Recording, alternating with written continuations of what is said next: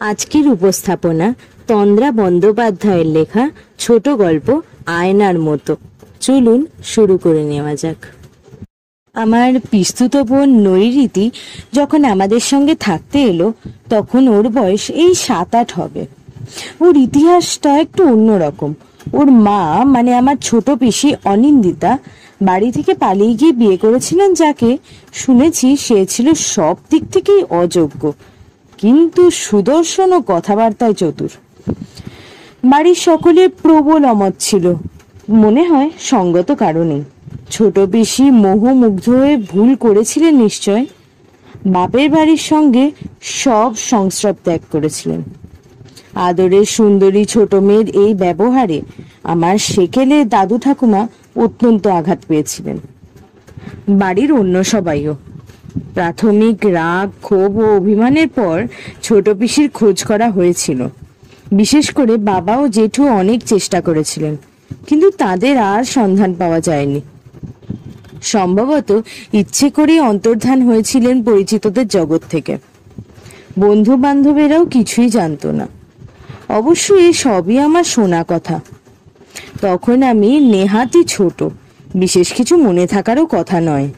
খুব আবছা মনে আছে ছোট পিসিকে।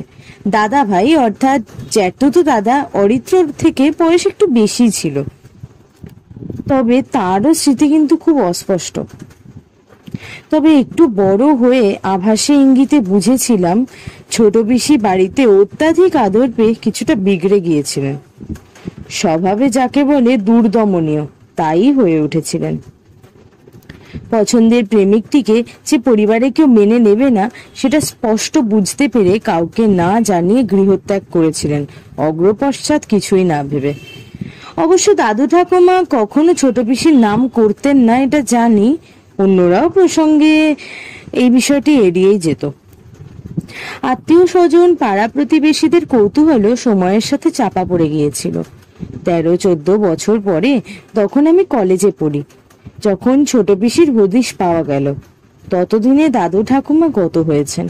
ছোট পিসি খবর পাঠিয়েছিলেন উত্তরবঙ্গের প্রত্যন্ত এক অঞ্চলের আধা শহরের সরকারি হাসপাতালে যখন জেঠু আর বাবা পৌঁছেছিলেন তখন ছোট পিসি মৃত্যু শয্যায়। তার স্বামী নাকি কিছুদিন আগেই মারা গেছেন। তার অসুখী তিক্ত দাম্পত্য জীবনের বঞ্চনা, হতাশা ও কঠিন সমস্যার ইতিহাস এবং কেন তিনি পিতৃগৃহে ফিরে যাননি এ নিয়ে তিনি কি এবং কতটা বলেছিলেন তা আমি ঠিক জানি না। তবে এরপর অল্প সময়ের মধ্যেই তিনি মারা যান। তার আগে তার একমাত্র সন্তান নৈরীতির ভার বাবা জেঠুকে নিতে অনুরোধ করেন। স্বভাবতই সবটা জেনে পরিবারের সকলে খুব বিচলিত ও বিষণ্ণ হলো। এর পরের দিন যা যা করণীয় কর্তব্য প্রয়োজন সেরে বাবা ফিরে এলেন 6-7 বছরের নৈরীতিকে নিয়ে। সে নাকি গত কয়েকদিন তাদের পাশের ঘরে ভাড়াটে এক বৃদ্ধার কাছে ছিল। বাবা জেঠুর সঙ্গে মা, জেঠিমা ও বড় পিসি, তিনি তার শ্বশুর বাড়ি মালদা থেকে এসেছিলেন। আলোচনা শুনে বুঝেছিলাম ছোট পিসিদের আর্থিক অবস্থা খুবই খারাপ ছিল এবং পিসির স্বামী, লোকটাকে পিসে মশাই বলে ভাবতে পারছিলাম না, বিশেষ উপার্জন করতেন না, নেশা ভাঙ এবং নানা ধরনের অমানুষঙ্গিক চরিত্র দোষও ছিল। পরিবারের উপরে অত্যাচারও করতেন, কেউ সাহায্য করার ছিল না। ওই বৃদ্ধাই যা একটু দেখাশোনা করতেন।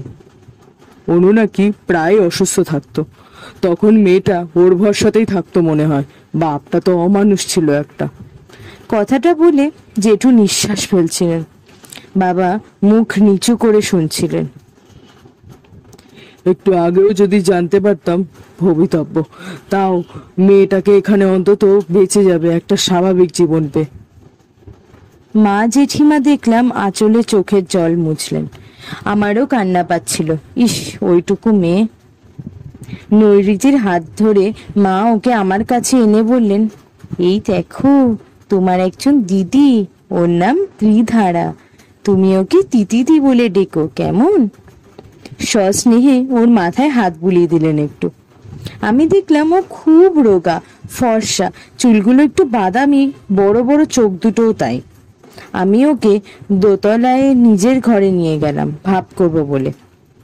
বুঝতে পারলাম মেয়েটি শান্ত, চুপচাপ, খুব কম কথা বলে। কয়েকটা কথার পর ওকে পাশের ঘরে নিয়ে গিয়ে বললাম, এই যে দেখো, এটা তোমার ঘর, পছন্দ হয়েছে? এই যে তোমার বাথরুম, তোমার জন্য নতুন সাবান, শ্যাম্পু, ক্রিম, তোয়ালে, টুথব্রাশ সব আছে দেখো। আর আমাদের দুটো ঘরের মাঝখানে এই যে দরজা, খুলে রাখতে পারো। নৈরিতি ঘরটা দেখলো, চোখে একটু বিস্ময়, মাথাটা হেলালো, কিন্তু কিছু বলল না। আমি বললাম, একা ঘরে থাকতে তোমার ভয় করবে না তো? আমার দিকে তাকালোও না, শুধু বলল, না, আমার ভয় করে না। ওর গলা কোমল, নিচু। ও, তা তো ভালো তো। এই যে বিন্তি মাসি তোমায় জিনিসপত্র, বাক্স, ব্যাগ সব এনে রেখে দিয়েছে, এসো গুছিয়ে দি। আর যা যা দরকার লাগবে আমায় বলো, সব কিনে দেব। তোমার যা কিছু প্রয়োজন হবে, ইচ্ছে হবে, আমাকে বলবে, ঠিক আছে তো?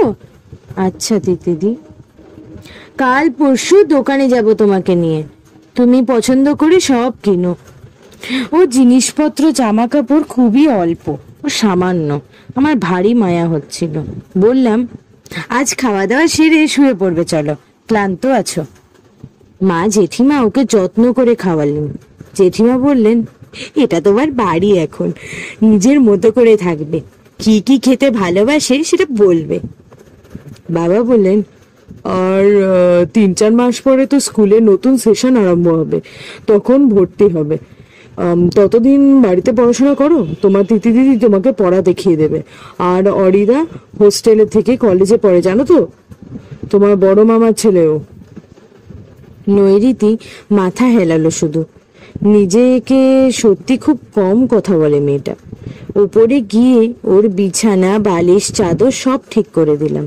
বললাম, দুটো ঘরে মাঝখানে এই আলোটা জ্বালা থাক, নইলে অন্ধকারে, মানে নতুন জায়গা তো, ভয়টাও যদি করে। এবার ও আমার দিকে তাকালো, বলল, অন্ধকারে ঘুমানোর অভ্যাস আমার আছে, আমার ঘরে বন্ধ করে রাখতো যে। আমি অবাক হয়ে বললাম, কি রাখতো, কেন? বাবা বাবা খুব রাগী ছিল, মার অসুখ করতো তো খুব, তখন আমি কাঁদতাম, আর বাবা আমাকে ছোট্ট ঘরটায় বন্ধ করে রাখতো, খেতে দিতে ভুলে যেত। ও ঘরের তো আলো ছিল না, মাকড়সা আর আরশোলা ছিল। তারপর বাবা ঘুমিয়ে পড়লে তারা ঠাকুমা চুপি চুপি এসে দরজা খুলে আমায় খেতে দিত, মাকে সাবু করে দিত। আমি কি বলবো ভেবে পেলাম না। ওকে কি সান্ত্বনা দেওয়া উচিত? আস্তে আস্তে শুধু বললাম, তুমি শুয়ে পড়ো এখন, রাত্রিরে কিছু দরকার হলে আমায় ডেকো। পরদিন ওকে বললাম, আমি কলেজে পড়ি, সন্ধেবেলা আমরা একসঙ্গে বসে পড়াশোনা করব। তুমি বই পড়তে ভালোবাসো? হ্যাঁ। আমার ঘরে ছোটদের বইও আছে, তুমি পড়তে পারো, তোমাকে বই কিনে দেবো, কেমন? নৈরিতি, আচ্ছা তোমার কোনো ডাক নাম নেই? বাবা আমায় নেই বলতো। বাবা চায়নি তো যে আমি জন্মাই, তাই। মা বলতো। থেমে গেল, তারপর বলল, আর তারা ঠাকুমা বলতো ডাক নাম দিয়ে কাউকে বেঁধে রাখা যায় না। উনি তোমাদের পাশেই থাকতেন না? হ্যাঁ তো, তারা ঠাকুমা অনেক কিছু জানতো। বাবা মরে যাওয়ার পরে আমার খুব অসুখ হয়েছিল একবার, মা খুব কাঁদতো। তখন তারা ঠাকুমা মাকে বলেছিলেন, তোর গিঁটটা খুলে দিয়ে তোর মেয়েকে এখনকার মতো বেঁধে দিচ্ছি, কিন্তু পরে আর কি হবে বলা যায় না। আগেও দিয়েছিলাম ওর জন্মের পর, তার ফল দেখলি তো। থেমে গেল। কথাটা কেমন যেন লাগলো, বুঝতে পারলাম না, তবে আর কিছু বললামও না। মারা ওর ডাকনাম দিল নীরু, ওকে বেশ মানিয়েছে এ বাড়িতে। খুব শান্ত, গলা তুলে কথা বলে না কখনো, চাহিদা বলে কিছুই নেই। চা দেওয়া হতো, খেয়ে নিত, কোনোদিন কিছুই চাইতে দেখিনি। একবার প্রশ্ন করতে বলেছিল, তোমরা আমায় তো সবই দিয়েছ, আমার তো আর কিছু চাই না। ওইটুকু মেয়ের মুখে কথাটা কেমন অদ্ভুত লেগেছিল। বাবা বলেছিলেন, বোধহয় ও কখনো সেভাবে যত্ন বা মনোযোগ পায়নি, সময় লাগবে একটু, হয়তো অস্বস্তি বোধ করবে। এখন ওকে নিজের মতো থাকতে দেওয়া হোক, এতটা মানসিক ট্রমা সামলে নিতে সময় তো লাগবে। জেঠিমার এই মতটাই মেনে নেওয়া হলো বাড়িতে। ও যেন ছায়ার মতো মিশে থাকতো ওর পারিপার্শ্বিকের সঙ্গে, সকলের মনোযোগের বাইরে একটা নিজস্ব বৃত্তে। ব্যাপারটা একটু অদ্ভুত হলেও আমি খেয়াল করলাম, সত্যি পারিবারিক বা সামাজিক জমায়েতে নীরুর উপস্থিতি আক্ষরিক অর্থেই কেমন যেন বোঝাই যেত না। অবশ্য ঠাহর করে দেখলে ঠিকই দেখা যায়। ওই তো চুপচাপ বসে বড় পিসির পাশে কোনায় সোফাটায় লেস দেওয়া ফিকে সবুজ ড্রেসটায় সুন্দর মানিয়েছে। বড় পিসি কি যেন বলছে ওকে, অথচ আমি ঠিক জানি আমি যদি কাল কাউকে জিজ্ঞাসা করি খুব কম লোকই বলতে পারবে নীরু কি রঙের জামা পরেছিল, কোথায় বসেছিল। সত্যনারায়ণ পুজোর পরের দিন সকালে আমি ইচ্ছে করেই বললাম, বড় পিসি কাল নীরুর সঙ্গে কিসের গল্প করছিলে গো, খুব হাত পা নেড়ে। মুহূর্তের জন্য ওকে কেমন বিভ্রান্ত দেখালো, বললেন, গল্প? আর একটু দূরে ফলের রসের গ্লাস হাতে নিয়ে বসে থাকা নীরু বলল, মাসি আমায় পড়াশোনা নিয়ে জিজ্ঞাসা করছিলেন। বড় পিসি বললেন, হ্যাঁ হ্যাঁ ওই আর কি। কে যেন ডাকতে উঠে গেলেন, আর আমি তাকিয়ে দেখলাম নীরু আমার দিকে চেয়ে আছে, চোখের দৃষ্টিতে ঈষৎ বিস্ময়, যেন অপ্রত্যাশিত কিছু দেখেছে। খুব মেধাবী ছিল ও, সেটা ওর পড়াশোনার তত্ত্বাবধান করতে গিয়ে বুঝেছিলাম। আর এই বয়সের কিছু অপ্রথানুগ বই পড়ে ফেলেছিল, যেমন কাশিদাসী মহাভারত, কৃত্তিবাসী রামায়ণ, কিছু পুরাণ গোছের বই, সেকেলে লেখকদের লেখা, আর একটা অদ্ভুত পাঁজি। বলছিল এগুলো নাকি ও তারা ঠাকমার ঘরে থাকতো। একদিন আমি আমাদের দোতলার বারান্দায় নীরুর সঙ্গে দাঁড়িয়েছিলাম, বলছিলাম, সামনের ওই হলুদ বাড়িটা দেখছিস, ওদের বাগানে গোলাপ কি সুন্দর ফোটে দেখবি। আর হঠাৎ নীরু বলে উঠল, ওই বাড়ির বারান্দায় আজকাল একটা বাঘ ঘুরে বেড়ায়। বলে ফেলে যেন নিজেই চমকে গেল। আমি অবাক হয়ে বললাম, বাঘ কোথায়, মানে বাঘ? ওই তো ওদের বাড়ির লাল বারান্দাটায়, ছাদের আলসে দিয়ে হাঁটে, সদর দরজায় বসে থাকে। নীরু কি যে সব বলিস না, স্বপ্ন দেখছিস নাকি? আমি হেসে ফেলি। ততদিনে অবশ্য আমি নীরুকে তুই বলছি। নীরু হাসে না, ঘাড় হেলিয়ে সামনের বাড়িটার দিকে চেয়ে থাকে, তারপর বলে, না স্বপ্ন নয়, আমি ঠিকই দেখেছি। আস্তে আস্তে ঘরের ভেতরে চলে যায়। আমি ঈষৎ বিচলিত বোধ করতে থাকি। আমার কি কাউকে কিছু বলা উচিত? কি বলবো? নীরু নানা রকম ট্রমার মধ্যে দিয়ে গেছে এবং নিরাপত্তার অভাবের ফলে ভয়ের প্রতিমূর্তি দেখেছে। এটা ছাড়া কি আর সুন্দর হতে পারে? পরে সেরকম কিছু বুঝলে বরং। এর পরের দিন সামনের বাড়ির দোতলার বড় কর্তা ঘুমের মধ্যেই মারা গেলেন। উনি সপরিবারে ওপরে থাকতেন। নিচে ছোট কর্তারা যখন ফোন করে আমাদের জানালেন, নীরু একবার আমার দিকে তাকিয়ে উপরে চলে গেল। Sudden heart attack. পরে কে যেন বলছিল। আমি ওপরে গিয়ে দেখি নীরু বই পড়ছে। আমি বললাম, নীরু?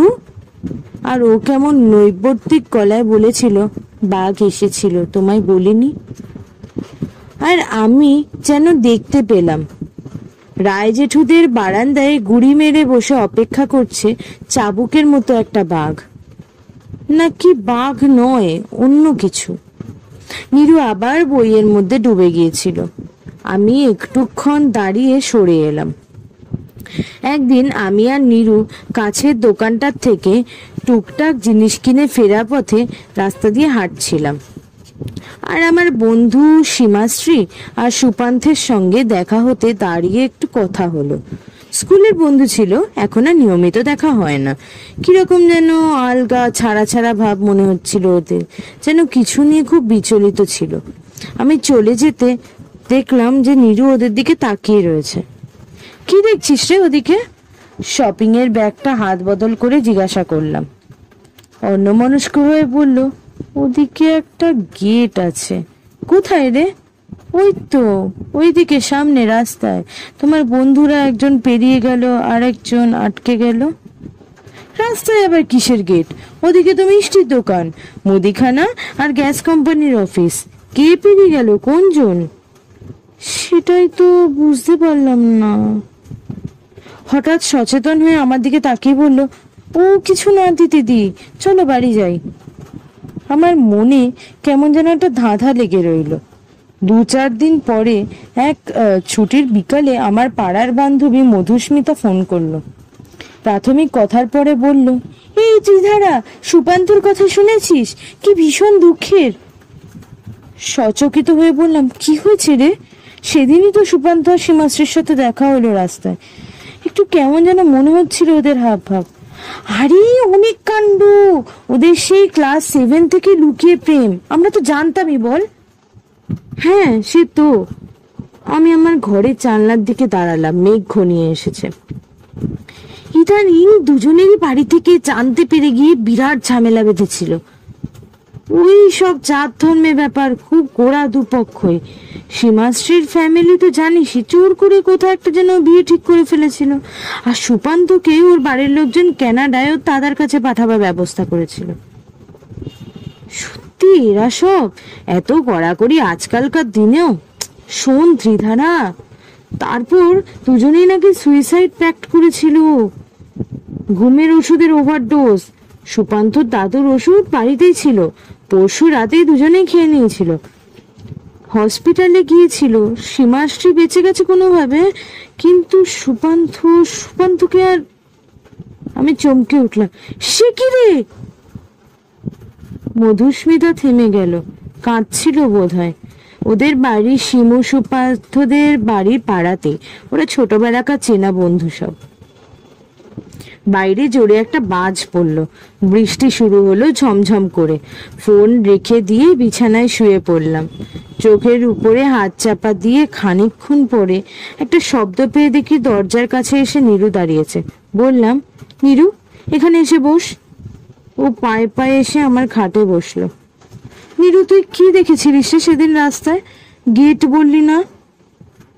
হ্যাঁ, আমার বন্ধুরা সেদিকে যাচ্ছিল, তারপর ঠিক কি হলো, একজন পেরিয়ে গেল। কে, কোনজন ঠিক বুঝতে পারিনি।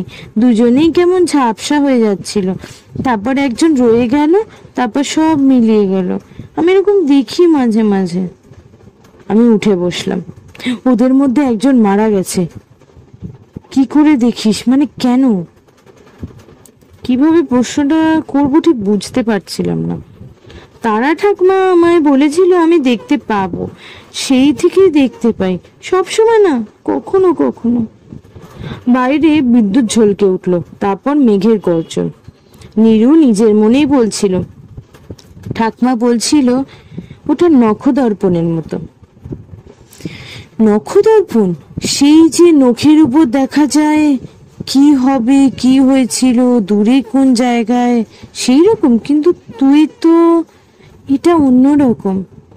আমার নিজেরই মনে হলো এইটুকু মেয়ের সঙ্গে কি নিয়ে আলোচনা করছি, কিন্তু বয়সের তুলনায় নীরুকে অনেক বেশি প্রাপ্তবয়স্ক মনে হয়।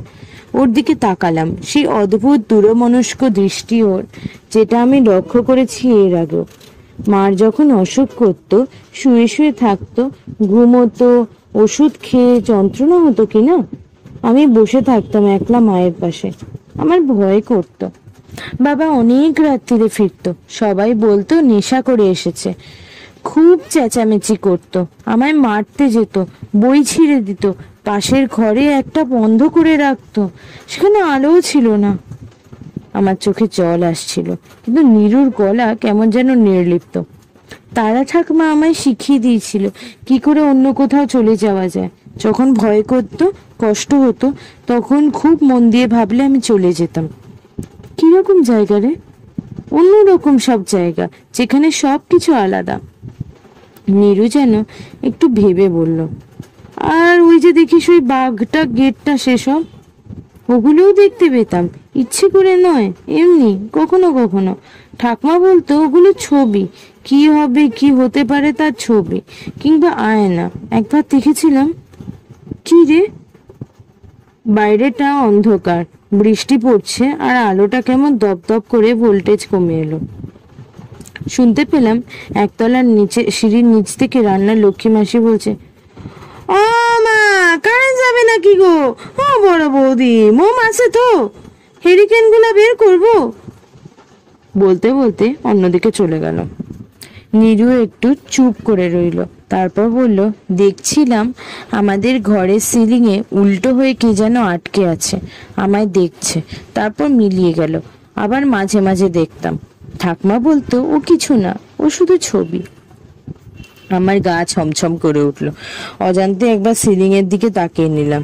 নীরু কেমন যেন একটু হাসলো, বলল, তারপরেই বাবা মরে গেল। সবসময় নেশা করে শরীর নাকি শেষ। ডাক্তার মাকে বলেছিল, আমি শুনছিলাম। মা কাঁদেনি, চুপ করেছিল। ঠাকুমা আমাদের রান্না করে দিয়েছিল, বলেছিল খেয়ে নে, রীত নিয়ম ওসব মিছে কথা। গিট খুলে গেছে, বেশ হয়েছে। নিচ থেকে মা চেঁচিয়ে ডাকলেন, তিতি, এই তিতি, নীরু, কোথায় গেলি তোরা? নীরু উঠে দাঁড়ালো। তুমি নিচে যাও তিতিদি, আমি এইসব কথাগুলো কাউকে বলি না, তুমিও বলবে না তো? আমি এখন একটু নিজের ঘরে থাকি। আচ্ছা। বললাম না কাউকে। আমাদের বিশ্বাস করে কথাগুলো সে বলেছে, তার অমর্যাদা করা ঠিক হবে না। কিন্তু এই সবে কেউ হ্যালুসিনেট করছে? কিন্তু তাও তো ঠিক নয়। মানে ওই বাঘটা, গেটটা, ইস কি দুঃসহ শৈশব ছিল ওর। আমরা যদি জানতাম, তবে ছোট পিসি বা কিছু জানাননি কেন? কেন, কোন কারণ ছিল? দিন কাটতে লাগলো। নীরু স্কুলে যেতে শুরু করলো। পড়াশোনা নিয়ে কিচ্ছু অসুবিধা হলো না ওর। শিক্ষিকারা বললেন অঙ্কে খুবই দক্ষ এইটুকু বয়সে, তবে বড্ড চুপচাপ, বন্ধুত্ব করে না বিশেষ। ওর ইতিহাস তারা জানতেন, স্বভাবতই সহানুভূতি বোধ করছিলেন। আস্তে আস্তে ঠিক হয়ে যাবে আশা করা যায়। বাড়িতেও যেরম ছিল তেমনই রইল, শান্ত, প্রায় নিঃশব্দে চলাফেরা, গলার আওয়াজ শোনাই যায় না। জেঠু একবার ঠাট্টা করে বলেছিলেন, নীরু, তোর গলা তো শুনি না রে, তুই আছিস কি নেই বোঝাই যায় না। নীরু সরে গেল। আমার মনে পড়ে গেল নীরুর বাবা ওকে নেই বলে ডাকতো। অভিভাবকেরা ভেবেচিন্তে ওর কাউন্সিলিং করালেন। নীরু যথারীতি কোনো আপত্তি করলো না, তবে ও সব কথা খুলে বলবে আমার মনে হলো না। কাউন্সিলর ও ডাক্তারদের মতে অল্প বয়স থেকে নানা রকম প্রতিকূল পরিস্থিতি, মানসিক চাপ, বাবা মায়ের অসময় মৃত্যু, এইসবের প্রভাব স্বভাবতই পড়েছে নীরুর উপরে। তবে ওর বয়সের তুলনায় বুদ্ধিমতী এবং স্থিতিশীল স্বভাবের, বড় হওয়ার সঙ্গে সঙ্গে ক্রমশ বৃহত্তর সামাজিক বৃত্তে নিজের জায়গা করে নেবে। সুতরাং আপাতত চিন্তার কিচ্ছু নেই, স্বাভাবিকভাবেই থাকুক, বেশি অসুবিধা হলে তখন দেখা যাবে। অর্থাৎ সেরকম কিছুই বললেন না তারা। আমার নিজস্ব জীবনের পড়াশোনা, বন্ধু বান্ধব, গানের ক্লাস, বই, সিনেমা, রেস্টুরেন্ট, আড্ডা এইসব নিয়ে ব্যস্ত থাকলেও নীরুর সম্বন্ধে কৌতূহল আমার মনে স্থায়ী হয়ে গেল। সেই সঙ্গে একটা মায়া, সহানুভূতি, দায়িত্ববোধ। মেয়েটাকে কেমন যেন রিমোট, কাছে থেকেও দূরে। সেই যে বলেছিল ও অন্য কোথাও চলে যেতে পারে, সেটা কি ওর কল্পনা? একদিন রাত্রে ওর ঘরে উঁকি মেরে দেখি টেবিলে বসে পড়েছে। বললাম, ঘুমোসনি এখনো? ও বইটা রেখে দিল। আজ ঘুম আসবে না। কেন রে? আজ রাত্রিটা অন্যরকম তো, তাই। অন্যরকম মানে? আজ অন্ধকারটা কেমন টলটলে, জলের মতো, আলোগুলো ভেঙে গুঁড়ো গুঁড়ো হয়ে উড়ে যাচ্ছে, মুঠো করে ধরা যায়। এইরকম রাত্রিরে কত কি হয় জানো? দেখলাম ও জানালার বাইরে তাকিয়ে আছে, পর্দাটা অল্প হাওয়ায় দুলছে একটু একটু করে। বাইরে কৃষ্ণচূড়া গাছটার ডালপালা ঝুপসে হয়ে গেছে। আমি ওর খাটে বসে পড়লাম। কি যে বলিস তুই মাঝে মাঝে, কিচ্ছু বুঝতে পারি না। আচ্ছা নীরু, তুই যে এইসব দেখিস, এসব তোর কাউন্সিলরকে বলেছিলি? না, বলি কি হবে? এর অবশ্য কোনো উত্তর নেই। আয় এখানে বস, তোর চুল আঁচড়ে একটা বিনুনি করে দি, বেশ চুলের গোছ তোর। বিনা বাক্য ব্যয়ে চিরুনি নিয়ে আমার কাছে এসে বসলো। আমি চুল আঁচড়ে দিতে দিতে বললাম, তুই যখন সকলের সঙ্গে থাকিস, তোকে কেউ লক্ষ্য কেন করে না রে? তোর সঙ্গে কথা বলতেই ভুলে যায়, তাই না? ইচ্ছে করে করিস তুই এটা, আমি জানি। সামনের বড় আয়নাটায় দেখি নীরু একটু একটু হাসছে, কেমন দুর্বোধ্য হাসি, যেন অন্য কিছু একটা মনে হচ্ছে ও, যেটা আমি বুঝতে পারবো না। এই নিরু, বল না রে। আমি ওর বিনুনির নিচটা একটা লাল ফিতে দিয়ে বেঁধে দিলাম। ও চিরুনিটা আমার হাত থেকে নিয়ে ঘুরে বসলো।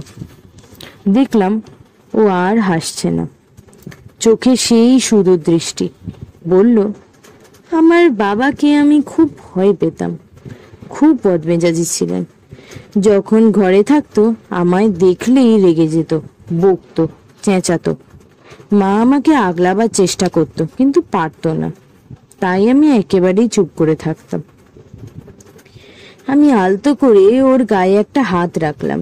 নিরু বলে চলল, আমি এক কোণে বসে পড়তাম, খেলতাম নিজে নিজেই, তাও বাবা রেগে যেত। মা খুব কষ্ট পেত।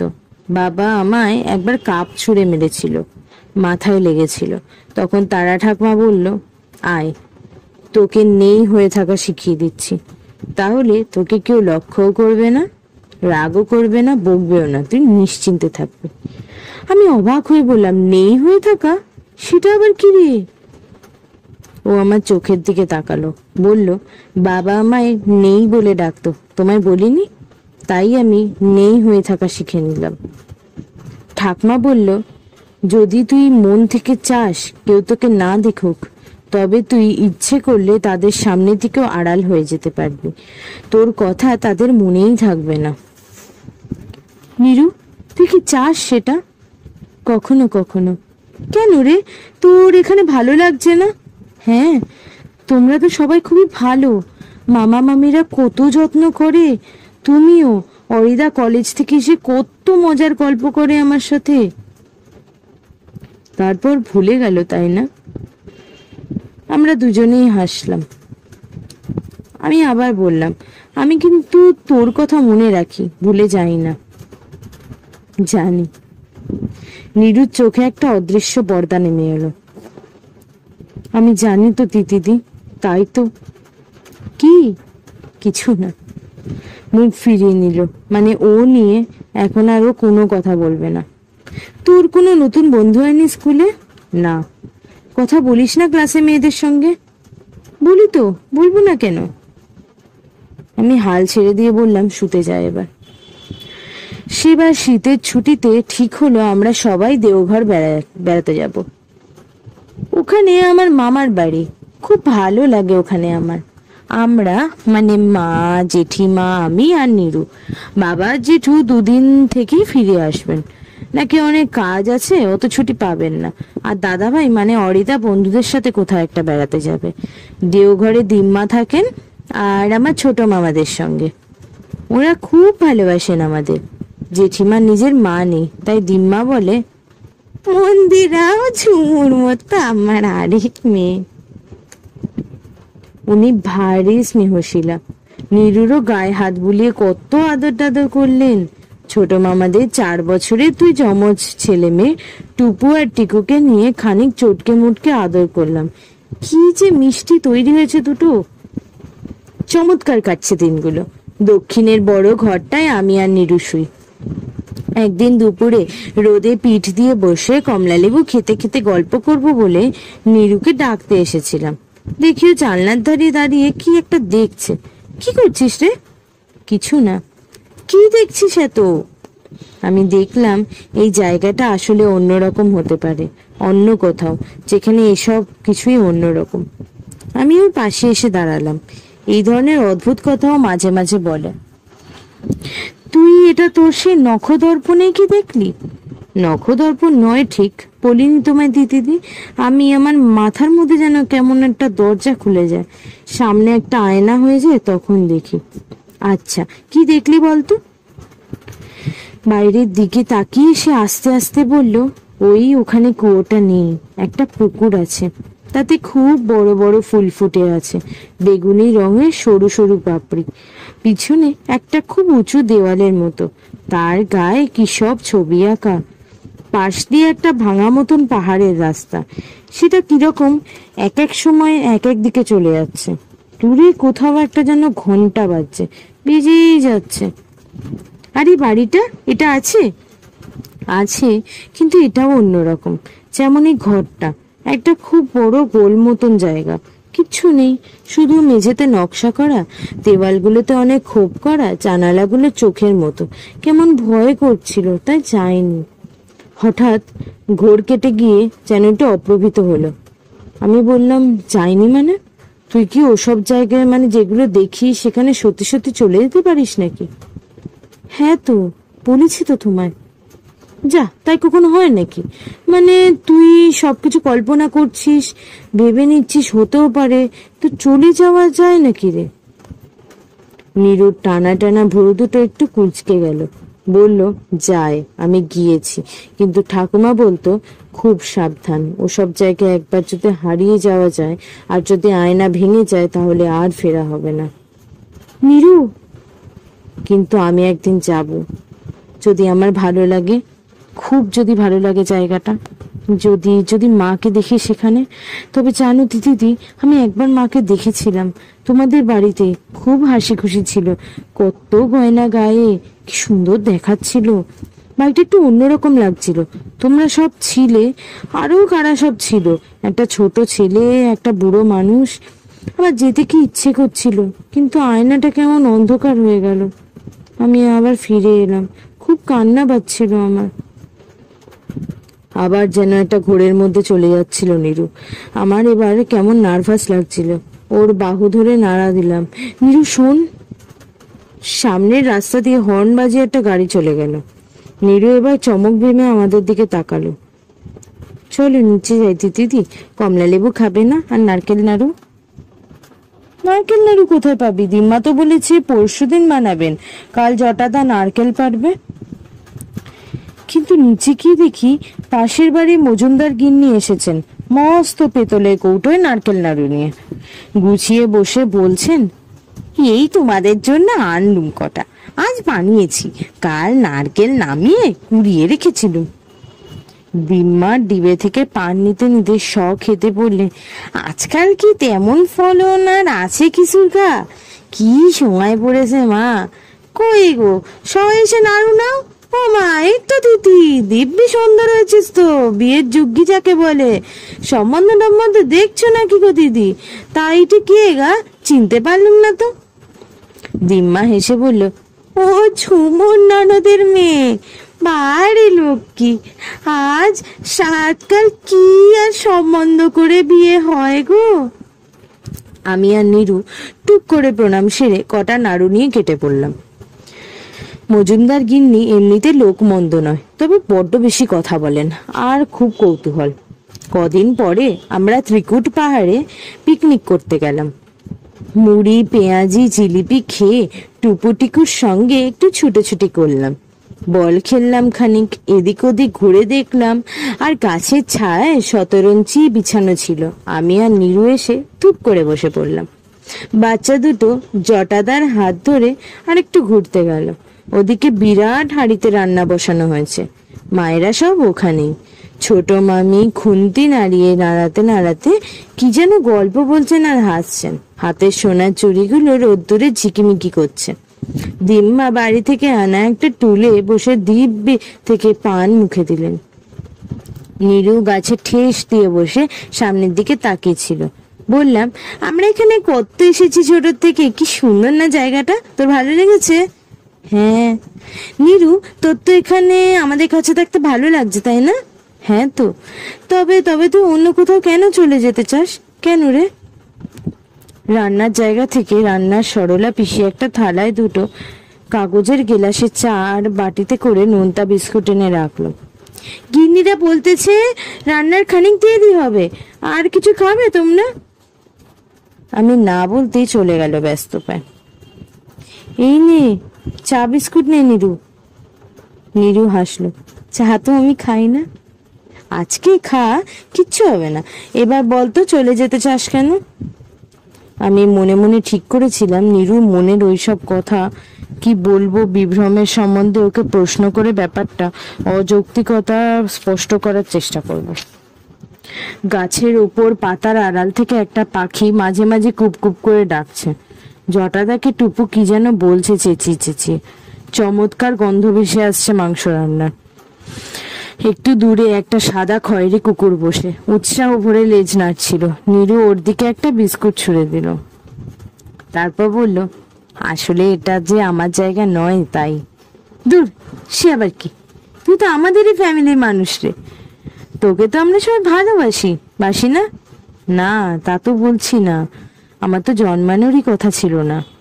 জন্মানোর পরপর তো আমি মরেই যাচ্ছিলাম। বাবাও চাইনি আমায়, শুধু মা চেয়েছিল খুব।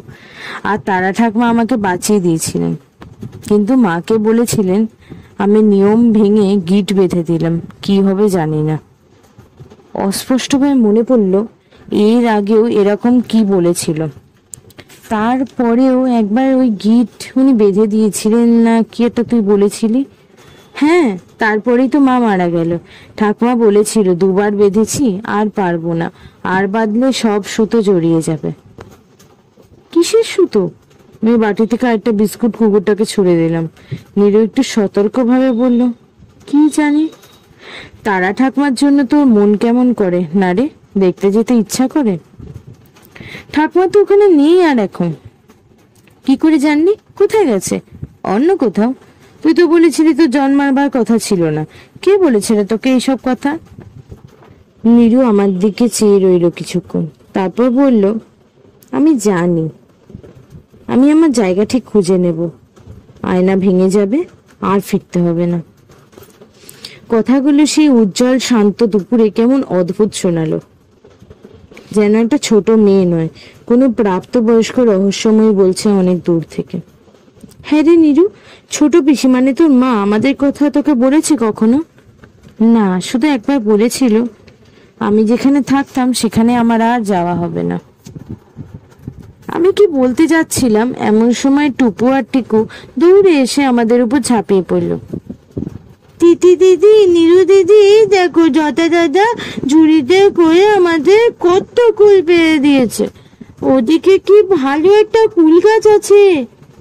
ছোট মামিমা এসে বললেন, আচ্ছা অনেক হয়েছে, এবার আয় তো তোরা, হাত মুখ মুছিয়ে দি, খেতে হবে না আর। ইস, কি ধুলো মেখেছিস। আর তিতি, নীরু, তোরাও আয়, খাবার ব্যবস্থা করলাম। কলকাতায় ফিরে আসার পর আমি চিন্তায় পড়লাম, নীরু এইসব যে বলে তার অর্থ কি? ওর মনের ভিতরে নিশ্চয়ই অনেক জটিলতা, ট্রমাগুলো কাটিয়ে উঠতে পারেনি সম্ভবত। ওর কি সাহায্যের প্রয়োজন? আরো কাউন্সিলিং কিংবা থেরাপি, কিংবা কিছু না করলে যদি মানসিক পরিস্থিতি আরো খারাপ হয়ে যায়? এত কম কথা বলে মেয়েটা, কি যে ভাবে বোঝাই যায় না। কিন্তু ও যেগুলো দেখতে পায় সেগুলো তো সত্যিও হয়, তাই না? আর সেই নেই হয়ে যাওয়ার ব্যাপারটা কি জানি বাপু, আমার 2-4 জন ঘনিষ্ঠ বন্ধুর সাথে এটা শেয়ার করব? না, সেটা ঠিক হবে না, পারিবারিক ব্যাপার। আমি অনেক ভেবেচিন্তে মাকে আড়ালে কিছুটা বললাম, সবটা নয়, অনেকটা বাদ রাত দিয়ে সংক্ষেপে। মা শুনে ভাবনায় পড়লেন, উদ্বিগ্নভাবে বললেন, নীরুর সেরকম অনেক কষ্ট আছে বলে তো মনে হয় না, তবে আছে নিশ্চয়, বড্ড চুপচাপ তো, বোঝা মুশকিল। ওইটুকু মেয়ে, আহারে, মা নেই, বাপও তো যা ছিল একটি। হ্যাঁ রে, তৃতীয় কান্নাকাটি করে নাকি? না না, সেসব কিছু না, এমনিতে স্বাভাবিক থাকে, তবে ওইসব ভাবে, কাউকে বলতে বারণ করেছে। কিন্তু আমি তোমায় বিশ্বাস করে বললাম মনের কথাগুলো। ঠিক আছে, কিছুদিন যাক, এখনই এ নিয়ে কাউকে কিছু বলে লাভ নেই, তাতে যদি আবার হিতে বিপরীত হয়, হয়তো এসব আপনা থেকে কেটে যাবে আস্তে আস্তে। তারপরে আরেক ঝামেলা হলো। কদিন পরে কলেজ থেকে ফিরে দেখলাম গায়ে জ্বর, মাথা ব্যথা। বন্ধুদের সাথে মুভি দেখতে গিয়ে বেশ ভিজেছিলাম। মা জেঠিমা বকুনি দিলেন, বাবা বললেন চুপচাপ শুয়ে থাকো ঘরে গিয়ে, ভাইরাস হতে পারে। জেঠিমা রাতে জোর করে স্যুপ খাওয়ালেন, তারপর জ্বরের ট্যাবলেট খাইয়ে ঘরে ছোট আলো জেলে বললেন, খবরদার বলছি তুই এখানে বই পড়বি না, চোখ বুঝে ঘুমোতো। মা বললেন, তোর কাছে শোবো আজ? বিরক্ত হয়ে বললাম, উফ, একদম না, আমি কি ছোট মেয়ে নাকি? কিছু হলেই তোমরা এমন করো না তো, কালকের মধ্যে ঠিক হয়ে যাবো। মারা দরজা ভেজে দিয়ে চলে গেলেন। দেখি নীরু ওর আর আমার ঘরের মাঝখানের দরজাটায় আমার দিকে তাকিয়ে রয়েছে। বললাম, নীরু, যা শুয়ে পড়, তোর না ছোঁয়াচ লাগে আবার। অল্প আলোয় ওর মুখের ভাব বোঝা গেল না।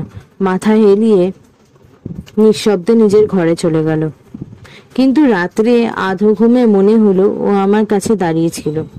পরের দিনে জ্বর আবারও বাড়লো। গায়ে, মাথায়, গলায় ব্যথা, কিছু খেলেই বমি আসছে। পাড়ার ডাক্তারবাবু আমাদের ছোট থেকেই চেনে। সন্ধেবেলা এসে দেখে বলল, মনে হচ্ছে ভাইরাস। চারিদিকে যা হচ্ছে এখন। কি তিথি, কলেজে বন্ধুদের সাথে আরো এরম কারোর হয়েছে নাকি? আমার জন্য প্রেসক্রিপশন লিখলেন, কিন্তু জ্বর কমলো না। মুখ বিষাদ, কিচ্ছু খেতে পাচ্ছি না। 2 দিন কাটলো। ডাক্তারবাবুর মুখ গম্ভীর হলো। আর একজন ডাক্তার এসে দেখলেন, ইঞ্জেকশন নিলেন, রক্ত দিলেন। কিন্তু কেমন যেন ঘোর ঘোর লাগছে, সবকিছু আবছা হয়ে যাচ্ছে মাঝে মাঝে। বাড়ির সকলের মুখ শুকনো। মা, জেঠিমা পালা করে শিয়রে বসে আইস ব্যাগ দিচ্ছেন। আহ, কি ঠান্ডা! মায়ের মুখ বিবর্ণ। আমি চোখ বন্ধ করে শুনছি মা ফিসফিস করে জেঠিমাকে বলছে, কি হবে গো দি ভাই?